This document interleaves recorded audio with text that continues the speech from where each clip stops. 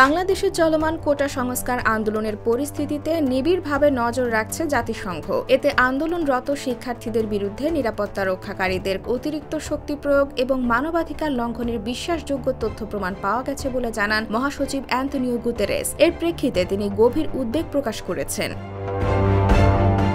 সোমবার মহাসচিবের মুখপাত্র Stephen Dujarric ব্রিফিংয়ে বাংলাদেশ ইস্যুতে একটি বিবৃতি পাঠ করেন। সেখানে শুরুতেই তিনি সব রকম সহিংসতার দ্রুত, স্বচ্ছ এবং পক্ষপাতিত্বহীন তদন্তের দাবি পুনর্ব্যক্ত করেন। সেই সাথে এই সহিংসতার জন্য যারা দায়ী তাদের জবাবদিহিতা নিশ্চিত করার আহ্বান জানান। এছাড়া যে কোনো পরিস্থিতিতে প্রয়োজন হলে জাতিসংঘ মহাসচিব তার ম্যান্ডেট অনুসারে পদক্ষেপ নিতে প্রস্তুত বলেও জানান এই মুখপাত্র।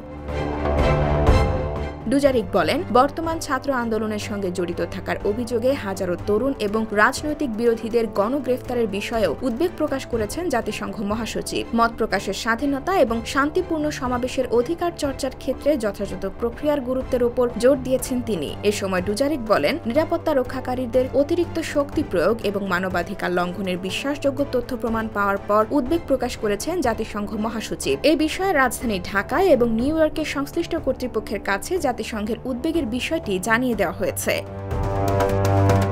তিনি আরও বলেন, জাতিসংঘ শান্তিরক্ষী মিশনে সেনা পাঠানো শীর্ষস্থানীয় একটি দেশ হিসেবে বাংলাদেশকে মানবাধিকারের প্রতি সম্মান ও সমুন্নত রাখার আহ্বান জানায়। এছাড়া তিনি জানান, বাংলাদেশের ভেতরে জাতিসংঘের চিহ্ন সম্বলিত কোনো যানবাহন আর ব্যবহার করা হচ্ছে না বলে বাংলাদেশ সরকার বিবৃতি দিয়েছে। IBTV USA, new York.